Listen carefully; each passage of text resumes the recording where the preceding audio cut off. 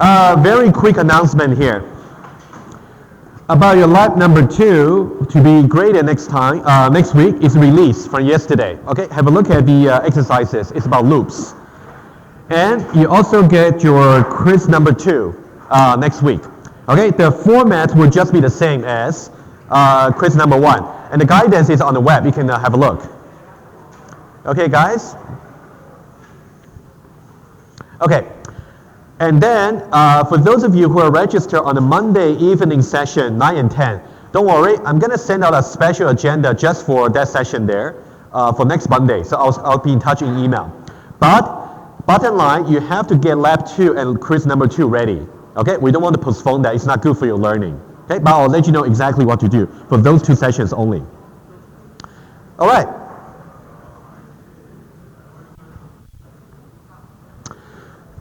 I would like to continue with the topic about short circuit evaluation. It's a very important concept to grasp. It's really about how you think in terms of the truth table for your conjunction and disjunction, and how things actually happen at the programming side at the runtime. So that's really something we want to get straight. Let me just start again, okay? Guys,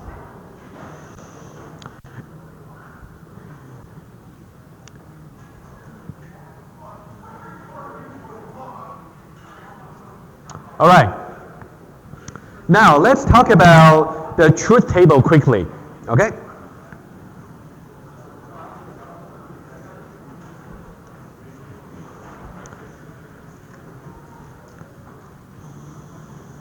Okay, let's have a look at the truth table quickly. So this is the truth table for conjunction. So what's really the idea? Let's try to really look at the truth table in a way that we already understood.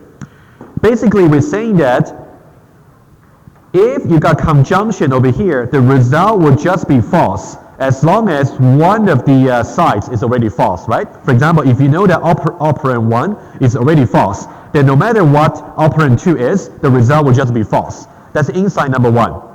What about inside number 2? If we know that the operand number 1 is true, in that case, we don't really know what the result should be for the conjunction. It really depends on operand number 2. If operand number 2 is true, the result will be true. If it is false, the result will be false. Okay, so these are the 2 insights we want to get into the truth table for conjunction. So now, how does this affect the runtime evaluation for conjunction? The principle is very easy. You always evaluate from left to right. Okay, always from left to right. Guys, why do we have to do this today, like this, so many times? Okay? Guys, as I said, if you really cannot keep quiet, you feel free to leave, right?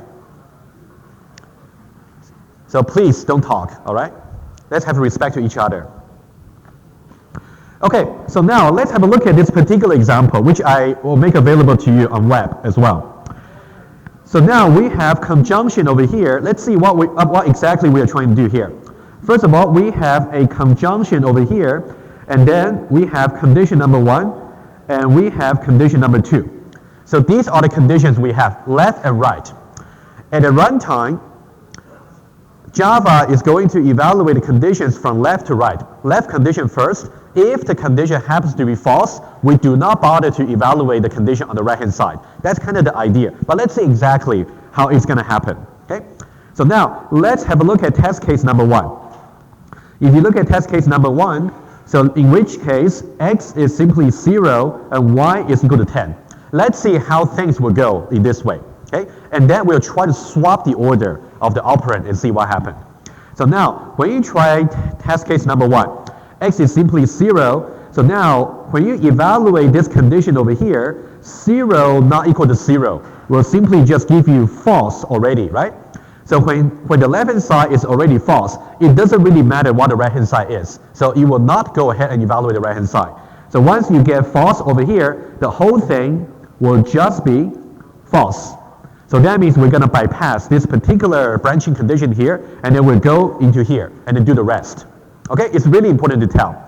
However, let's do a change right away. What if I do the following change? You can see the condition over here is a conjunction, right? Let me just swap the order of the 2 operands. So So rather than saying x is not equal to 0 first, I would say y divided by x larger than 2 and x not equal to 0. Okay, I only swapped the order. Exactly the same two conditions over here, but the order is swapped. Let's try to see the same input value again. And what's going to happen? Again, we have the same test case where x is 0 and y is 10.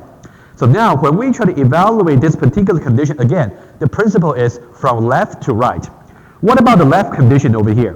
When you try to do it, you're going to do 10 divided by 0, which will give you a crash right away. Which means even before you get to this particular condition, which we evaluate to false, you just crash already. So the order of organizing the condition is really important. Okay, that's about short circuit. Any question about short circuit for conjunction? So for this kind of question here, you have to be very careful in the sense that for any particular value, you want to see if you try to evaluate from left to right, do you have any possibility of crashing your program? In this case, if you try version number 2 over here, you do have a possibility of crashing the program. Because when x is equal to 0, when you evaluate the left-hand side, you get a crash already. On the other hand, for the previous version, which I put over here, because x not equal to 0 is put as the first one. So which means if when x is equal to 0, 0 not equal to 0 will give you a false already. Which means you do not have to bother to evaluate the right-hand side. So essentially, we are preventing crash from happening. Okay? Let's try to see another example. So we have symmetric behavior for disjunction, for the short circuit. Let's see exactly what happened. Again, I would like to just go over the truth table over here for disjunction. And let's see what happened.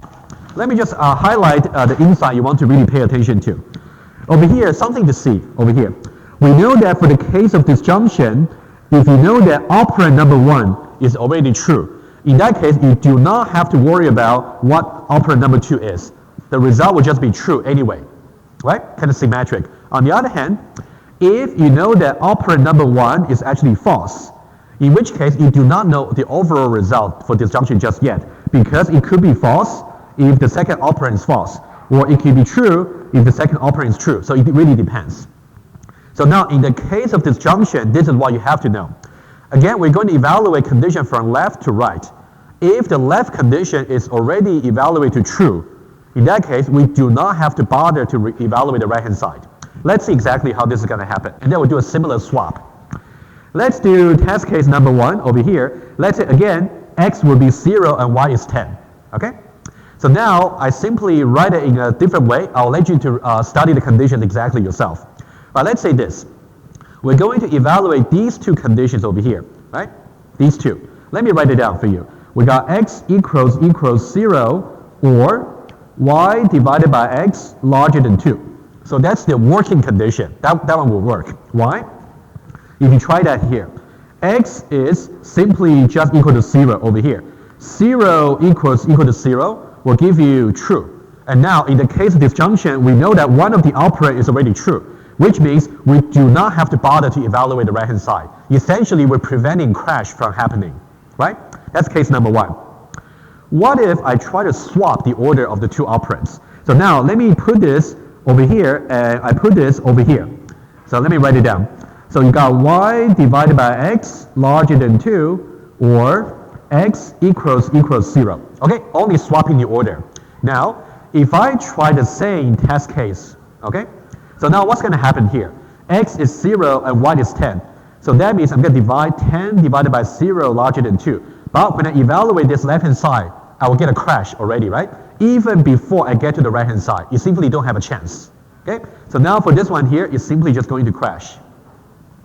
So now in the quiz or in the exam, what you have to tell is, given a particular conjunction or disjunction, you have to tell, is it possible for certain input values I can actually get a crash on the left-hand side?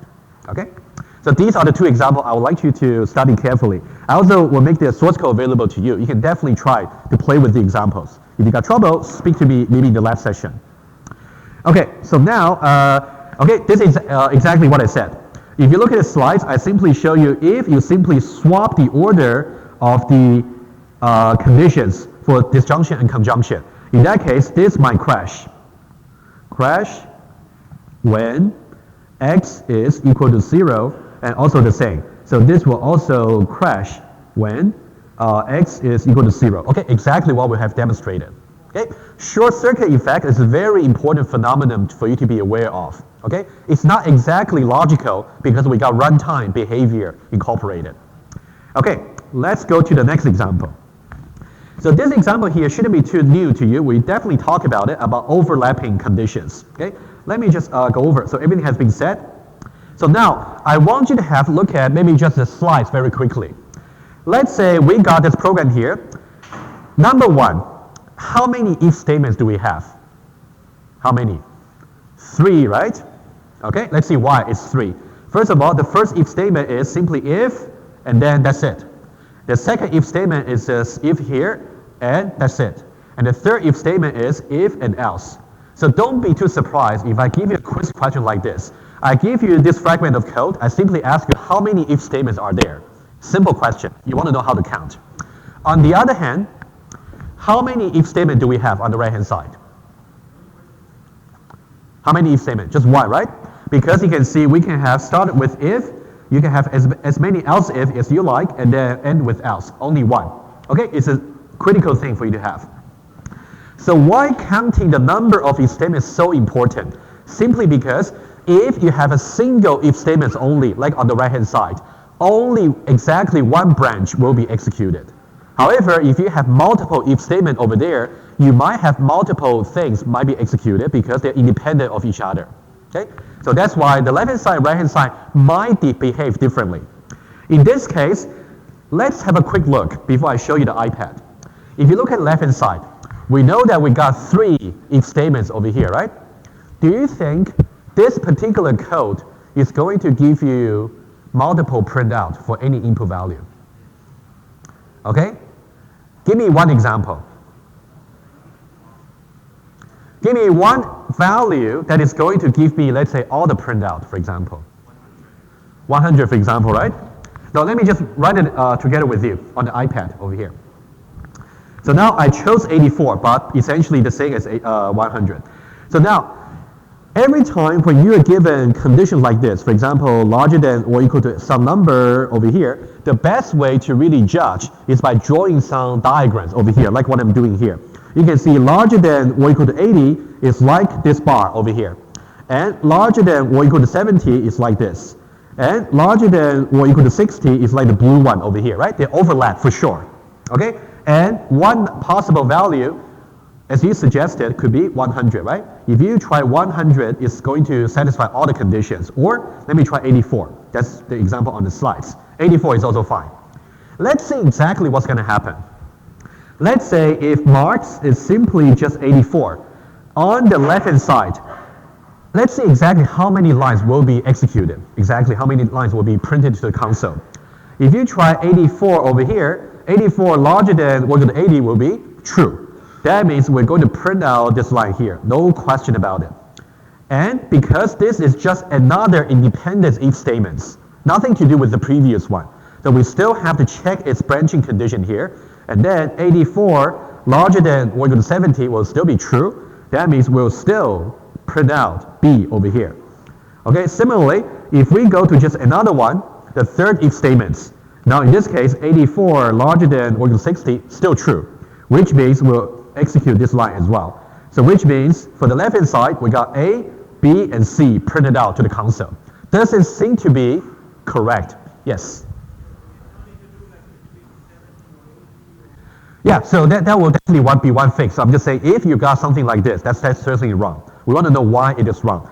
The reason that this is wrong, two things. Number one, you got multiple if statements. They're independent of each other.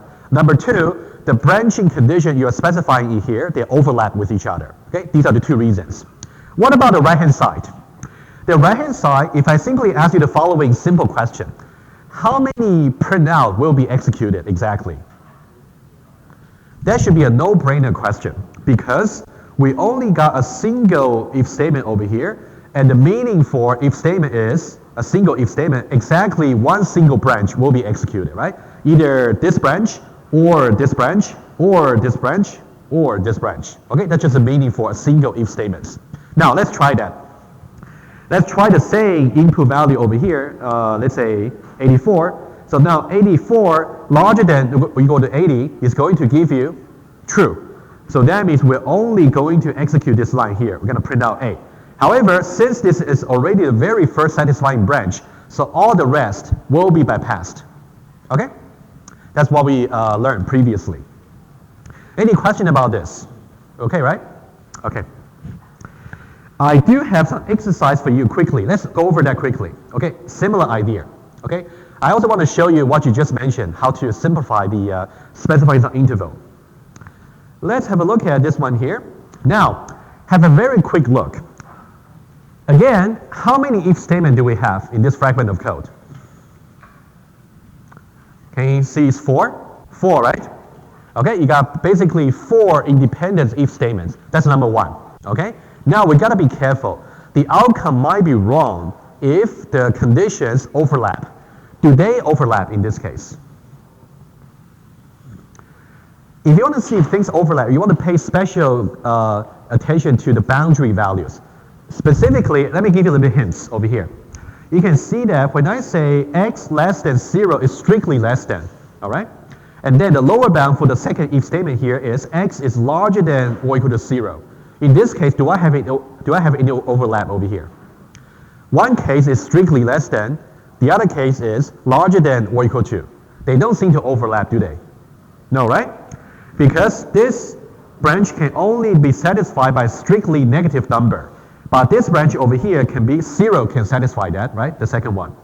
So now again, the best way for you to see it is by drawing diagram.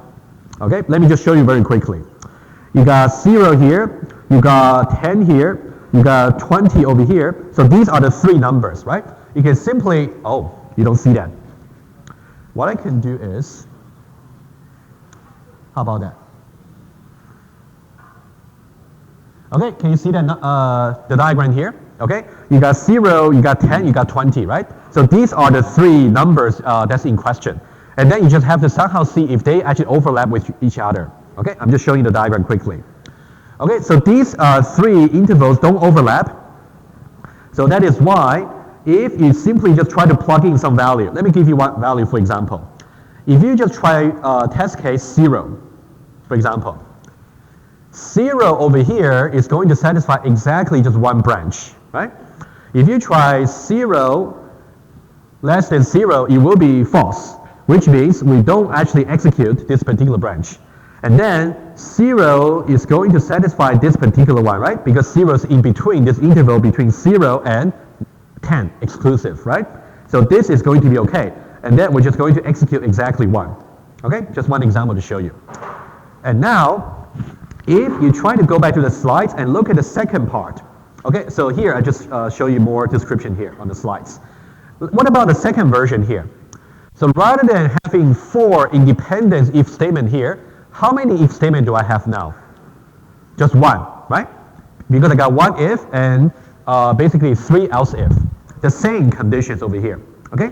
It turns out, if you try to compare this version over here and this version over here, okay? For this version here, it's multiple if. Multiple if and non-overlapping condition. And this one over here is a single if. It's only a single if statements. And then they're also non-overlapping. And as we said before in the previous lecture, when you got multiple if and single if, their behavior will be the same if the conditions are non-overlapping. If they overlap, you're going to have not equivalent behavior as we just said in the previous example. So they are simply the same. Okay? So far, nothing new. What I really want to show you is, if you look at this version over here, is it possible to simplify that? Because over here you can see that we have a single if statement, if, else if, and else if, right? But over here we're actually specifying exactly what the interval is. It's in between 0 and also 10. Is it possible to simplify that? That's the question, right? The answer is, it is possible. Let's see exactly how, okay? I claim that if you look at this version over here, okay, it's equivalent to this version over here, the same. So why is that the same? I'll give you some intuition here. First of all, you can see that this condition over here, the first one, x less than 0, is just the same as this one here, right? They're the same, okay? So now the question is, remember what we said before. What does it really mean if you can reach the else if part? What does that mean implicitly? That means the if condition over here is simply false. Not the case, x is less than 0, right? So now implicitly, that actually means, so the else if over here, let me just put it here, okay? Implicitly, that means it is not the case, this is the case. X less than 0 is not the case. We know that it's equivalent to x larger than or equal to 0. That's implicit. It's guaranteed by the way you execute if branch after the else if branch.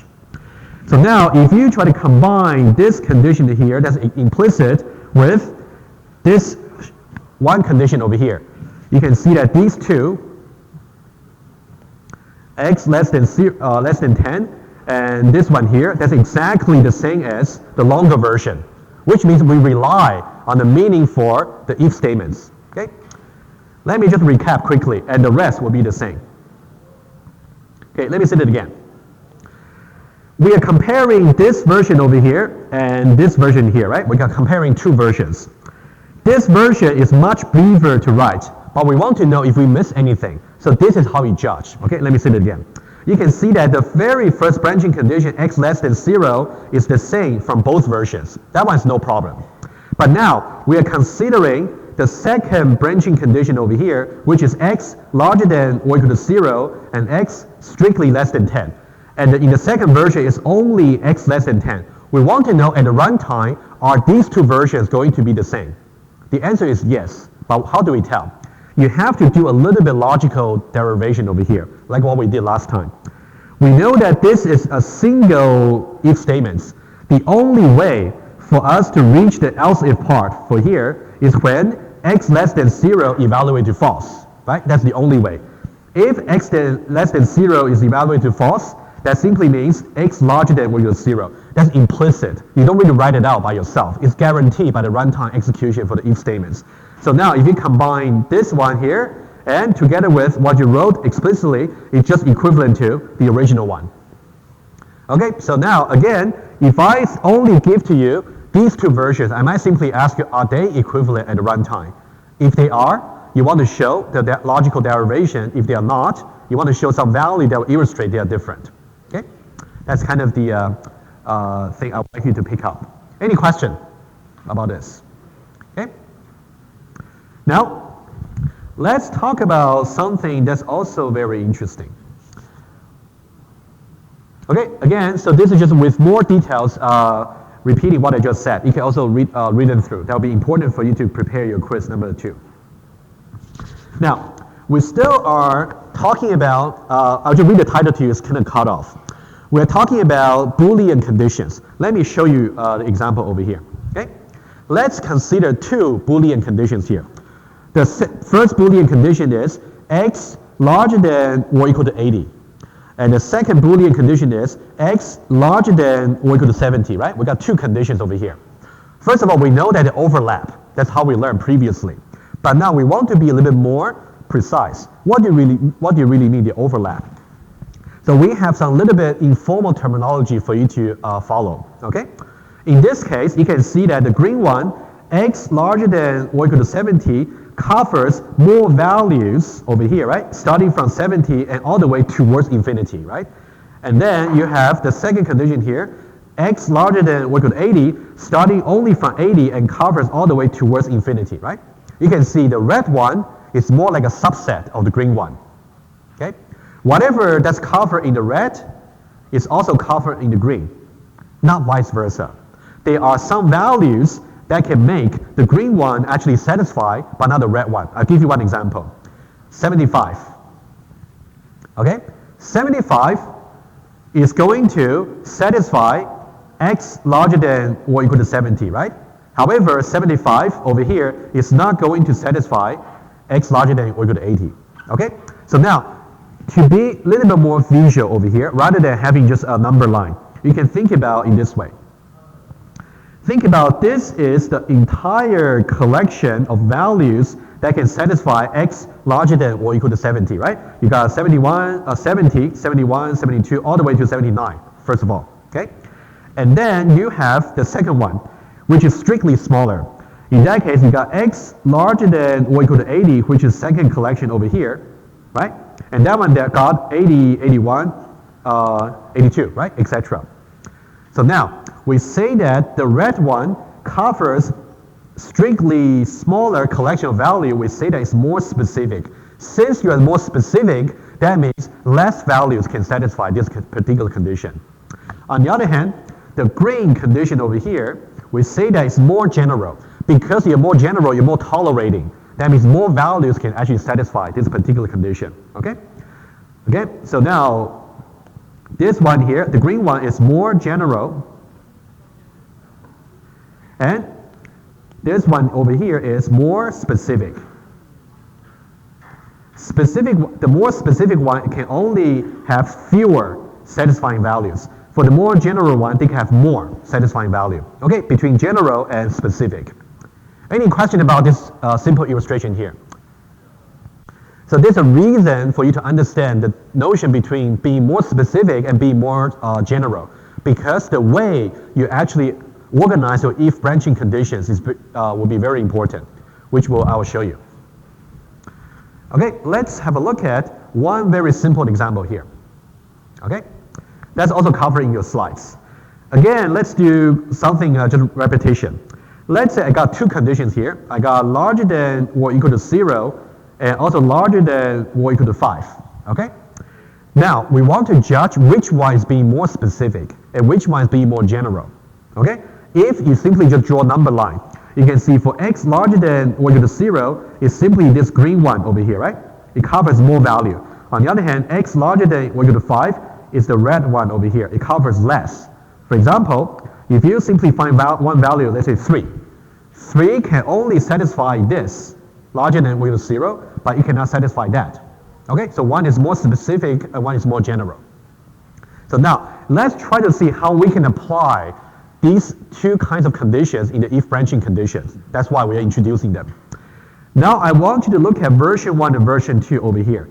So this is version 1 and this is version 2. Okay, we got two versions over here. Now you can see that for version number 1, we are putting the more specific condition first. On the other hand, for version 2, we are putting the more general condition first. Right? Can you see the difference over here? I simply swap the order of the two conditions. Right? Now, do they behave the same at the runtime? That's the question. Okay, maybe intuitively you might think it's no, right? But let's see one example to show you, right? So what we are trying to do here is, number one, you want to, given two Boolean conditions or multiple Boolean conditions, you want to see which one is the most specific and which one is the most general. Somehow you can sort them in a particular order, right? And now, when you put an if branching condition, should you go for most general first or should you go for most specific first? That's the question, right? But we'll see more example. Now, for this particular one, let me show you. Let's say we are trying x being 5, let's say. If x is 5, what's going to happen? If x is 5, that means we're going to have x larger than or equal to 5 is just going to be true in this case, right? 5 larger than or equal to 5. That means we're going to print out x is larger than or equal to 5. Okay, that's what we're going to print out. Very specific. On the other hand, in the second version, where we put the more general condition first, what's going to happen? What's going to happen is, if we try 5 over here, and then 5 larger than or equal to 0 is also going to give me true, because 5 can make both conditions true at the same time, right? So that means this will be true, and that means we print out this already, x larger than or equal to 0. Now, for second version over here, once we print this out, do we still have to evaluate else if? We don't have to, right? Because they are the same if statements. Only exactly one branch will be executed. So now, what's the lesson here? You can see that depending on how you actually organize the branching condition over here, if you try to do the more specific first, you will get a more specific action first. If you try to do the more general first, you will get a more general first. This example may not be so showing the idea, but I just want to show you the simplest example. Okay? Let's see something that may be more familiar to you. Let's have a look at this one here. Okay? This one. Let's pick this particular program over here. Now, question number 1. At the moment, are we trying to sort the branching condition from general to more specific, or from more specific to more general? Seems to be more, well, let's try this, okay? Now, it's okay if you're being a little bit slow, you definitely should study after the lecture, it's okay. But let's try. We got larger than or equal to 25, larger than or equal to 2.5. And the second one is larger than or equal to 3.5, larger than or equal to 3.5. Compare the pink and the orange. Which one is more general? The pink, right? So the pink one is more general. Oops. The pink one over here is more general. And this one is more specific. Okay, let's go on a little bit. Okay, what about this one here, green? Let's say larger than or equal to 4. It's simply over here. It's even more specific. Okay, let's do final one. Let's say we got red. Larger than or equal to 4.5. In that case, you got exactly over here, right? That's even more specific. So this is the most specific. So now you can see, at least we see that the way we organize the conditions over here, we try to go from general until specific. That's how we sort them. Let's see what the issue is over here, okay? So now we're saying that if you got larger than or equal to 2.5, we'll give you a pass. If you got larger than or equal to 3.5, we'll give you some credits. And then, we're talking about graduating degree, right? What your overall GPA is. If you got larger than or equal to 4, you got distinction. If you got larger than or equal to 4.5, you got high distinction, let's say, okay? Now, let's see this particular input value here. Let's say the GPA is 4.8. In the case of 4.8, what do we expect it to be? High distinction. That's what we expect it to do. Would it do this in the following program? Not really, right? Let's try. Over here, if you try 4.8 over here, so now you can see this is the most general condition. So 4.8 is exactly over here. 4.8 is going to satisfy all of them. And now the most general condition is, which is the pink one, is already specified as the first branching condition. It will be executed already. You never get a chance to get high distinction. You never get a chance. Why? Now GPA is simply 4.8. 4.8 larger than or equal to 2.5 is going to be true. That means you will simply get a pass rather than high distinction that you're hoping for. So this is not right. So this code will compile. It has a logical error. What's the logical error? You somehow sort the branching condition from the most general into most specific. It should be the other way around. Okay? So now, how do we fix this? If you look at the slides, let me show you. If you look at the slide, okay, everything we have set already, right? So now what you have to see is this. We know there's an issue here. If you want to fix it, we simply swap the order of the branching condition, right? You can see what used to be the most general one, we put it at the last. What used to be the most specific one, we put it at the top. Okay? If you compare this version over here with this version here, we exactly reverse the order of branching condition. That one there will be correct, but this one over here will be incorrect. Any question here? It's tricky, I know, but again, what have we learned from this example here? Number one, whenever you see this single if statement over here, you want to really watch for how you organize the branching conditions.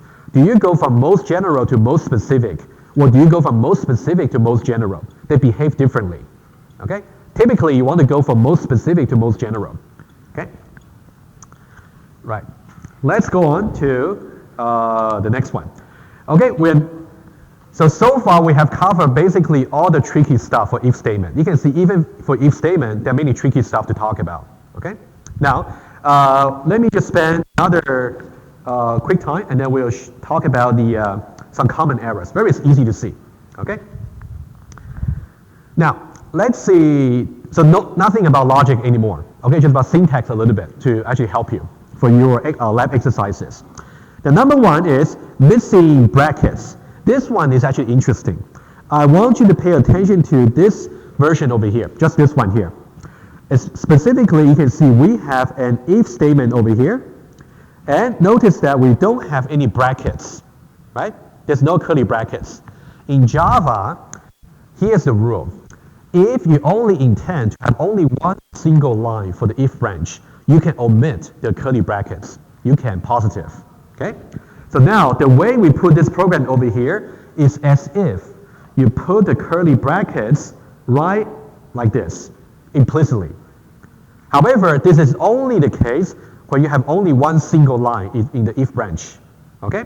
So now, given the principle learned, can we consider the second version of the program over here? Second version. Have a look at the second version over here. Let's say we try this one here. Again, we got if statement here. So now, just tell the way we do the indentation here. You can see this one indentation, this one another indentation. It seems that we intend having two lines of the body of code inside this particular if branch. It seems like, right? Which means when the radius is not negative, we're going to calculate the area and then print out the area. In the case it is negative, we shouldn't do anything, right? That's what it seems to be what we meant to say. But is it really going to do what we expect? That's the question. The answer is no. Why? Let me illustrate to you. Remember the principle I just said. When you have no brackets for the if statements, the brackets only go for the very first line after the if statement. So now at the moment, it's as if you have the following. You start with this bracket here, and then it ends exactly over here. Just one line. So how would it behave? Let's try -3 over here, right? If you try -3 larger than or equal to 0, it's going to be false. However, when it is false, that means we're going to bypass only this particular line of the code. However, we're still going to execute this particular one, no matter what. In that case, we're going to say area is, and then it's simply just 0. Hasn't been reassigned, just 0. So this is not correct behavior. Okay? So what's the lesson here? Always include brackets for your if statements. And how do we fix this? If you look at the slides, that's exactly what you will see. Okay, so now what you should do is, you can see after if radius larger than or equal to 0, you're going to have a curly brackets, and after however many lines of code over here, you put an ending curly brackets. Okay, it's really important for you to notice. Always put the curly brackets. If you didn't put it for a reason, you better know what the reason is. Okay, that's the first common error. The second one is also very common. Usually, you make the error without noticing it. Okay? Now, try to see if you can, I will make it larger for you.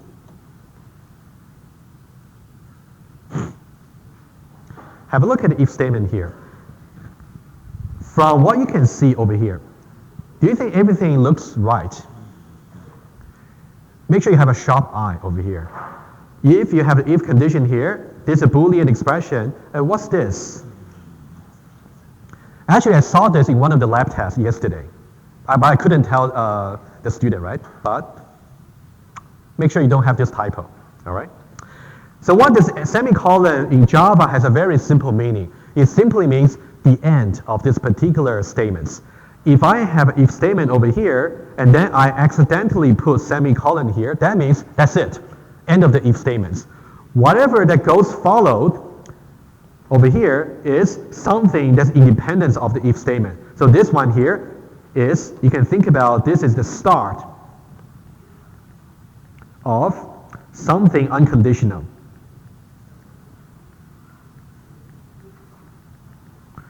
Okay, let me give you one example. Let's say we try this value again. Let's try -4. If I try -4, what does that mean? -4 larger than or equal to 0 is going to be false. Okay, but that's the end of the if statement, so nothing to do. Doesn't matter if that's true or false. And then we're still going to evaluate these two lines no matter what, because they are not part of the if statements. only what's to the left of the semicolon is the if statement. To the right is simply not. Okay, so you will still calculate the area no matter what. Okay, are we okay with this? Okay, just make sure you don't have the semicolon. It's really important. Yeah, let's see the next one. Okay, this one here, let's try.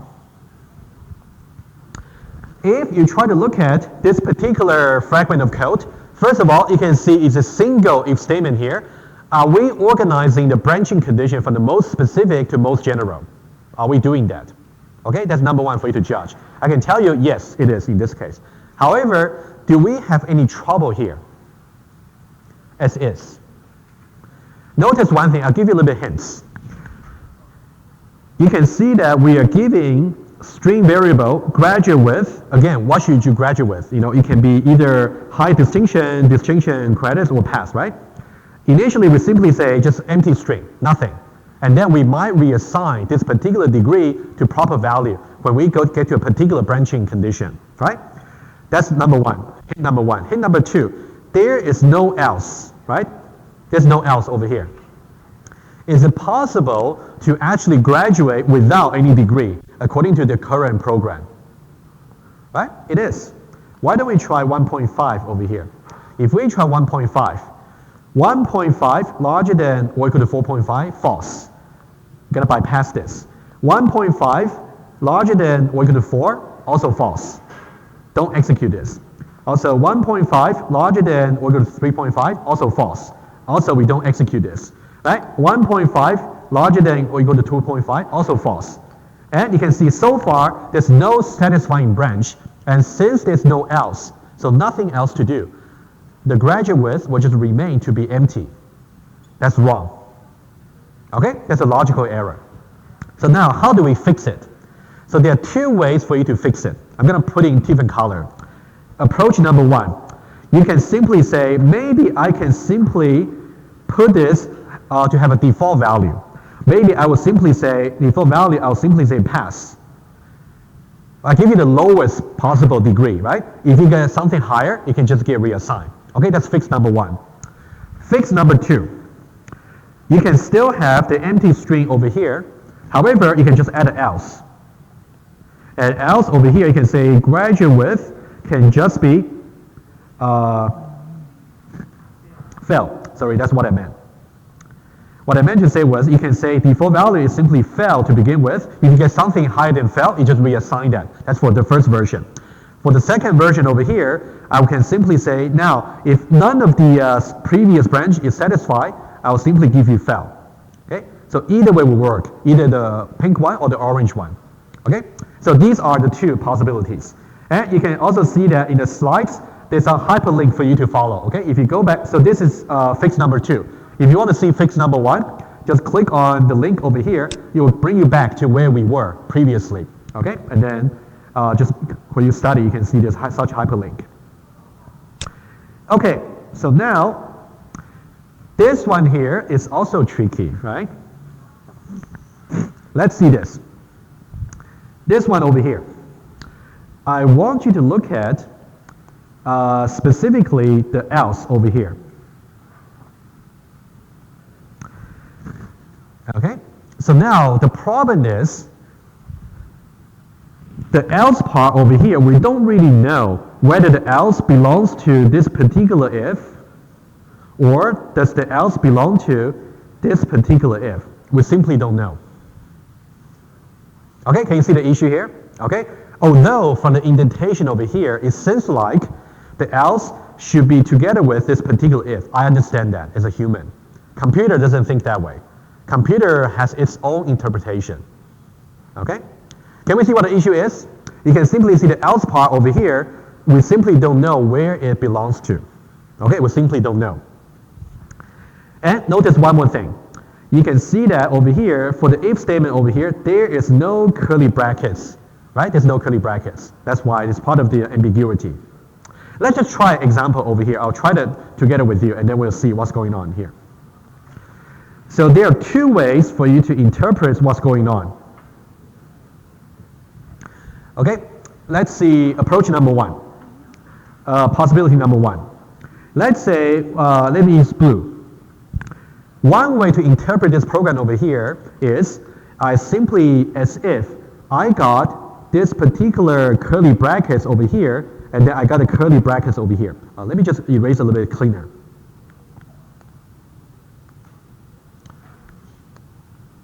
Oops. Okay, can you see this particular version? I simply got the curly brackets over here and the curly brackets over here, which means the else definitely goes together with the if, like this, right? In that case, what will we get? So now let's try 20 over here. So 20 larger than or equal to 0 is going to be true. That means we're going to go ahead and evaluate 20 larger than 100 is going to be false, right? So that means we bypass this guy here and nothing else, right? So in the case of this, it's simply no output. So this is interpretation number 1, okay? If we try to bracket that way, okay? If we try to bracket that way. So now what about possibility number 2? Let's say let me use orange, right? Approach number 2, let's say I really want the else over here to go together with this if. Let's say I really want that. So how do I see it? Okay? So now, if I try to see that, this is how you can do it. Okay? So now, the way I'm going to do this is, so I'll keep the blue. Blue is the first version. And the second version here is as if I try the following. I try to put a brackets over here, okay? And then I try to put another brackets over here. If I put a bracket this way, that means the if and the else, they go together, okay? So now let's try the same input value over here, which is 20. Now, if I try 20 again, 20 larger than or equal to 0 is going to give me true. And then I try this if branch over here, 20 larger than 100 is going to be false. But now I do have an else part over here, right? In that case, I'm simply just going to print out x is negative. X is negative. So the blue and the orange are simply two ways to interpret the else part. It can either belong to the inner if, or it can belong to the outer if. Okay, either the blue or the orange. Now the question is, if you simply put your program like this, which interpretation will Java take? The answer is this one over here. This is the interpretation Java would take. Here's the principle. If you simply don't have any brackets to help you, always the else will go together with the closest if statements. In this case, this is closer. So they will go together. Okay? So the lesson to learn is you should always put the brackets to really enforce the way you want to interpret the branching condition. Okay? This one is also tricky, but you can just go over the slides. One more before we are done. Maybe only 2 minutes. 1 or 2 minutes. Now, I want to talk about something that's not really an error. However, it is something very useful for you to write simpler Java code. Okay? Let's just talk about it very quickly. Okay? Only these 2 examples. And then your quiz number 2 is going to cover until this slides. Okay? The entire lecture. Give me just 1 or 2 minutes, and then we are done. So now, if we look at version number 1 over here, okay? I simply got a Boolean variable over here is even, which can be either true or false. And I simply say, if the number I'm reading from the user modulo 2 will give me 0 remainder, I'm going to set is even to be true. Otherwise, I will set the remainder to be false. Is even to be false, right? Logically speaking, this program has no mistake. However, it's too verbose. It can be, basically you're saying that is even will simply be set to the truthfulness of this particular expression. So it would be equivalent to the following. If I simply say is even over here, right? It's simply assigned to just this expression over here. They are equivalents. You can simply say number over here, modulo 2 will just be 0. Okay, you can see that over here, this is a Boolean expression, right? Which can be either true or false. When it is true, true will be stored into is even. It's as if we're trying to execute this branch. When it is false, it's going to store false into is even. It's as if we're trying to execute this branch. So you will see many patterns like this when you're doing your lab exercises. Okay, one more thing to say. Now, for the second version over here, I will just tell you what a simplification is and try to think of it. Now, if you have is even is simply equal to false, if it is false, then we're going to do something, say it's odd number. This is also not very necessary. You can easily simplify that into the following. I would say simply not the case is even. So it can be simplified into that. So you really want to understand why. So these two expressions are equivalents. Let's say if is even happens to be false, you got false equals false will give you true, right?